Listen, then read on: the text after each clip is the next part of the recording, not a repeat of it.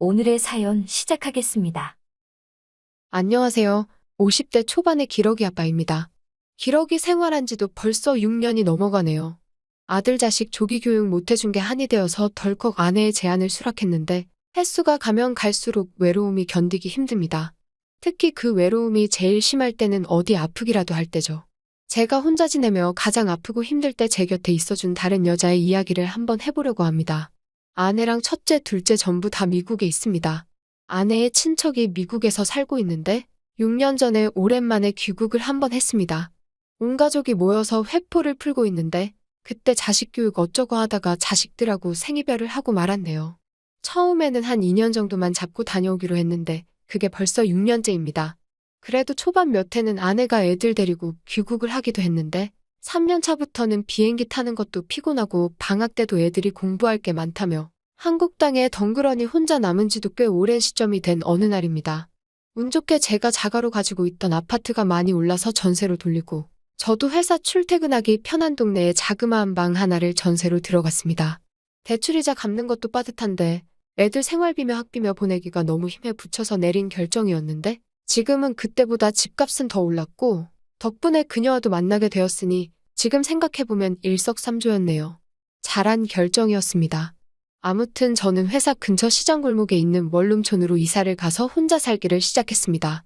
어차피 아내도 귀국을 안 하고 저도 큰 집에 혼자 있으면 퇴근하고 들어왔을 때의 냉기 때문인지 외로움을 이겨내기가 참 힘들더라고요. 요즘 시국 때문에 다들 힘드실 텐데 저는 한편으로는 편했던 점도 있습니다. 회사가 재택근무로 대체되었었거든요. 아침에 화상회의만 대충 참석하고 나면 설렁설렁 일해도 평소 퇴근 시간보다 훨씬 일찍 일이 끝났습니다. 그동안 왜 야근을 한 건지 모를 정도로 집에서 일이 오히려 잘 되었습니다. 처음에는 재택근무가 적응이 안 되니 집에서 꼬박 평소 야근하던 시간까지 일을 했는데 지켜보는 사람도 없고 저도 할 일이 더 없으니 전화만 잘 받으면 되겠다 싶어서 여유가 생겼습니다. 그때쯤 나이가 들어서 그런가 다리가 예전보다 가늘어졌다는 생각이 들어서 매일 하루 3번씩 아침, 점심, 저녁으로 집 주변을 산책하기로 했습니다. 혼자 있는 것도 서러운데 건강이라도 챙겨야겠다는 생각이었습니다. 혼자 아프면 엄청 서럽거든요. 시장 근처에 있는 원룸촌이었지만 시장하고는 조금 애매한 거리에 있었습니다. 그래도 반찬 같은 거 사러 매주 한 번씩은 들르는데 원룸촌으로 들어서는 골목에 웬 과일 파는 트럭이 있더라고요. 원래 나서기 좋아하는 성격은 아닌데 젊은 여자 혼자 과일 트럭을 끌고 다니는 건 좀처럼 본 적이 없어서 괜히 참견하러 가봤습니다. 멀리서 봤을 때 그냥 호리호리한 아줌마인 줄 알았는데 가까이 가서 보니 웬 젊은 아가씨가 과일을 팔고 있더군요. 눈썹도 짙고 눈매가 부리부리한 게 아주 미인형 얼굴이었습니다. 용모도 출중한 아가씨가 올라타 있으니 하얀색 용달차가 멋들어진 외제차 부럽지 않게 보이더라고요. 보통 과일 트럭이라고 하면 반복기 틀어놓고 대충 누가 과일 보러 접근할 때까진 신경도 안 쓰는 사람들이 대다수였는데 제가 트럭 쪽으로 걸어오는 걸 눈치챈 그녀가 과일이 뭐뭐 있는지 보이도록 정리하는 척하는 게 아주 장사를 하루 이틀 해본 게 아닌 것 같더라고요. 트럭까지 다다르니 그녀가 예쁜 미소로 밝게 인사를 하는데 제가 다 기분이 좋아졌습니다. 복숭아가 아주 좋다면서 그 자리에서 하나를 까주는데 오랜만에 예쁜 여자가 까주는 과일을 먹으니 한여름인데도 봄이 온 것 같더군요. 아가씨가 아주 싹싹하고 예쁘다며 칭찬을 했습니다. 보통 나이 차 나는 아저씨가 이런 말을 하면 싫어할 법도 한데 예쁘면 과일 몇 개만 팔아달라고 하면서 애교를 부리더라고요. 재택근무와 기러기 생활로 말하는 방법도 까먹을까 싶었는데 심심하던 차에 이 아가씨랑 농담 좀 하다가 과일 몇 개 사서 들어가야겠다는 생각을 했습니다. 일단 아무것도 안 사고 있으면 너무 속 보이는 건가 싶어서 복숭아 몇 개를 샀습니다. 그녀는 자두도 맛있는데 자두도 몇 개 사가라고 아내분이 분명히 좋아할 거라고 말하면서 제 아픈 곳을 건드렸습니다.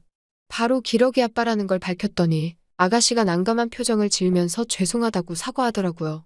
사과할 것까진 없다고 저도 대충 넘기고 아가씨 혼자 과일 장사하면 힘들지 않냐고 물어봤습니다.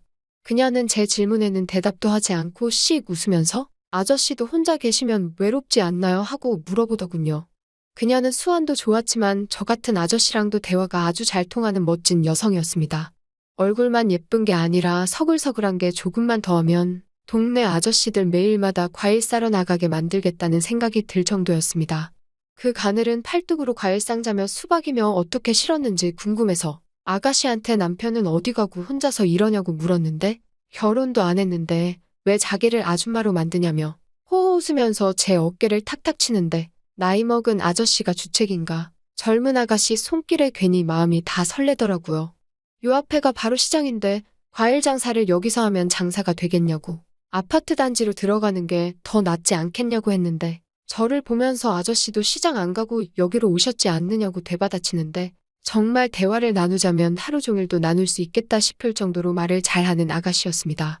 계속 대화를 나누다 보니 이렇게 1, 2년 정도 더 고생해서 앞으로 아파트 단지 앞에 과일 가게 하나 차리는 게 자기 꿈이라고 하더라고요. 과일 트럭으로 얼마나 버는지는 모르지만 아파트 단지 앞에 들어가려면 돈 꽤나 들 텐데 세상 물정 모른다고 아가씨 꿈도 짓밟고 싶지도 않았고 해서 열심히 해야겠네 하고 말았습니다.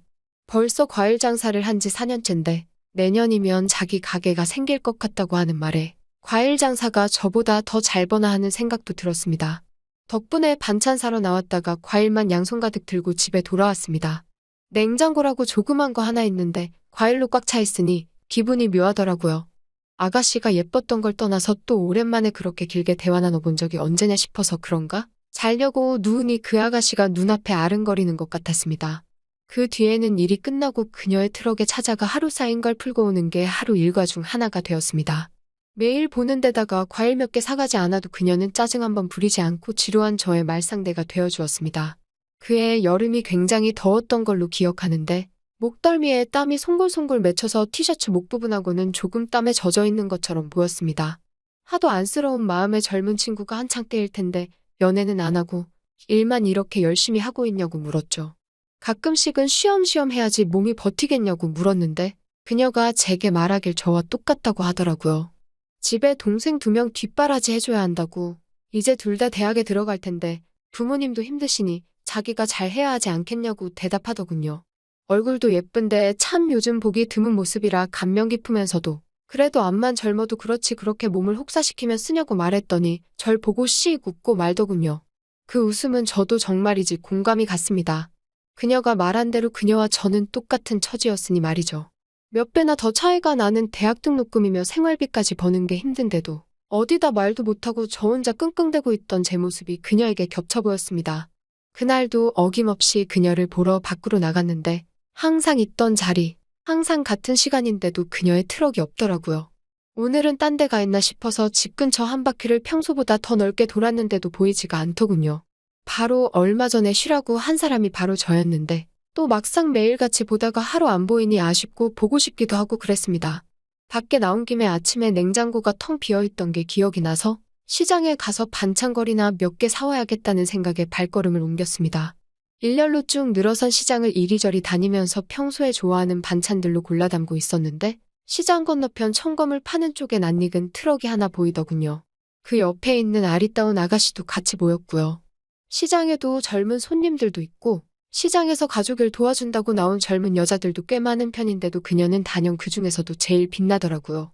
멀리서도 딱 알아봐 반가운 마음에 그쪽으로 뛰듯이 걸어갔습니다. 그날 장사할 과일을 구매했는지 청과물 쪽 일하는 젊은 친구랑 뭐가 그리도 재밌는지 웃고 떠들면서 트럭에 과일을 싣고 있더군요. 그런데 왠지 모르게 그 모습이 조금 질투가 나서 그런가 제가 그쪽으로 다가갔습니다. 그녀는 멀리서부터 오는 저를 알아보고 반갑게 손을 흔드는데 젊은 놈이 제 쪽을 한번 흘긋 쳐다보는데 괜히 의기양양해지더군요. 아직도 차에 실을 과일 상자가 꽤 많이 나와 있길래 팔을 걷어붙이고 저도 도와준다고 하며 손을 꺼들었습니다. 팔꿈치 쪽에서 뚜둑 소리가 났는데 영 안 좋게 느껴졌어요. 무거운 걸 들다가 아픈 걸 티내기엔 조금 그래서 참고 견디면서 트럭에 실어주고 있는데 통증이 심해지고 갑자기 식은땀이 나기 시작하더니 체한 것처럼 눈앞에 시야가 어두워지더라고요. 급성으로 팔꿈치 쪽 인대가 늘어났답니다. 시야가 어두워질 때 잠깐 실신을 한 것 같은데 아가씨가 저를 따라서 병원까지 같이 왔더라고요. 제가 정신을 차리니 죄송하다고 사과를 했습니다. 제가 나서서 도와준다고 한 건데도 말이죠. 정말 나쁘끄러워서 그녀를 볼 엄두가 나질 않았습니다. 팔에 대충 깁스를 하고 집에 돌아왔는데 나이 지긋한 아저씨가 젊은 아가씨가 말상대 좀 해줬다고 애인이라도 된 것 마냥 힘자랑하다가 부상까지 당해버렸으니 이제 그녀를 보러 가는 건 그만해야겠다는 생각이 들었습니다. 그녀도 나를 좋아하는구나 하는 생각이 들 만큼 저에게 잘 해주기는 했지만 제가 나이차가 많이 나는 아가씨를 주책맞게도 좋아했구나 하는 생각이 더 들었기 때문입니다. 그렇게 사흘날 집 밖에는 나가지도 않고 집에만 틀어박혀 있는데 어느 날 창문 밖으로 용달차 지나가는 소리와 확성기로 아저씨, 아저씨 부르는 소리가 들리더라고요. 그녀의 목소리였습니다. 저를 애타게 찾는 듯한 그녀의 목소리를 듣고 안 나갈 수 있는 사람이 어디 있겠습니까? 며칠 씻지도 않아 꼬질꼬질했는데도 그 소리를 듣고 밖으로 나갔죠. 염치가 없어서 그녀를 제대로 쳐다보지도 못하고 있는데 팔이 많이 아프시냐고 요 근래 못 봐서 걱정이 돼서 찾으러 다녀보겠다고 그러고 돌아다녔던 거죠. 맘씨도 참 고운 아가씨였습니다. 수박이 참 좋다고 아저씨도 꼭 맛보여주고 싶어서 가지고 왔다고 하더라고요. 천막을 대충 닫아놓고 수박을 들고 차에서 내리는데 그녀가 앞장서라는 듯한 표정을 하더니 어느 순간 그녀는 제가 혼자 사는 집 안에 저와 함께 있었습니다. 집에 누가 찾아온 것도 오랜만인데 그 상대가 젊은 아가씨라는 게 어색해서 어디 앉아있지도 못하고 가만 서서 이게 무슨 상황인가 생각하고 있었습니다. 그녀가 잠시만 기다려달라면서 수박을 반으로 쪼갰는데 과즙이 넘칠 정도로 흐르고 새빨간 게 그녀 말대로 정말 잘 익은 꿀수박이라는 생각이 들었습니다. 제가 먹기 편하게 네모지게 썰어서 그릇에 담아왔는데 저는 그때도 이게 꿈인지 생시인지 상황이 파악이 안 되고 있었습니다. 그녀는 평소 쓰지도 않는 왼손으로 어설프게 포크질을 하며 수박을 먹고 있는 저를 빤히 쳐다보고 있더라고요. 아가씨한테 줄만한 것도 없고 냉수밖에 없는데 물이라도 한 잔 마시겠냐고 농담처럼 물어봤는데 그녀가 웃으면서 괜찮다고 하더군요.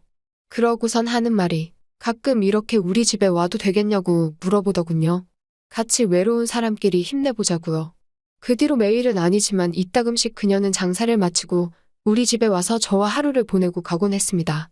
그녀가 원하던 좋은 동네 아파트의 상가는 아니지만 이제 자기 과일 가게를 갖게 되었다고 저에게 꼭 놀러오라고 하고 그녀의 트럭은 더 이상 우리 동네에 멈추는 일이 없었습니다. 그녀가 어디에 있는지도 알고 있지만 좀처럼 발걸음이 떨어지질 않네요. 요즘도 동네를 산책하다가 과일 트럭만 보이면 그쪽을 한 번씩 쳐다보고는 합니다. 그녀도 그녀의 인생이 있을 테니 저보다는 더 좋은 사람을 만나겠지 하는 생각을 하면서 이만 사연 줄이도록 하겠습니다.